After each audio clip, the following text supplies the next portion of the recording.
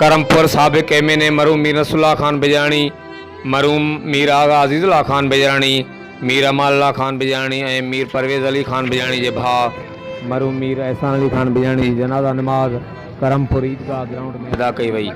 जनाज़ा नमाज़ में सरदार बुलेदी वनान बुलेदी, सरदार मीर महबूब अली खान बिजाणी, मीर मुश्ताक अहमद खान बिजाणी, मीर ताज मोहम्मद खान बिजाणी, सरदार ज़ादा मीर ज़रियाब अली खान बिजाणी, मीर एजाज़ खान बिजाणी, इनायत हुसैन खान बिजाणी, मीर गालिब हुसैन खान बिजाणी समेत बिजाणी ख़ानदान सां गॾोगॾु शहरनि ऐं इलाइक़े वासियुनि तोड़े मरूम जे दोस्तनि वॾे अंग में शिरकत कई।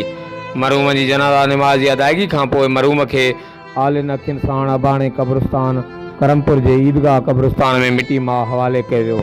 ॿिए तरफ़ मरूम जे सखर वारी रिहाइशगाह ते तॾो विछायो वियो आहे, जॾहिं त मरूम जे नंढे भाउ मीर परवेज़ अली खान बिजराणी मीर अमानुल्लाह खान बिजराणी सां ताज़िए जो सिलसिलो जारी आहे।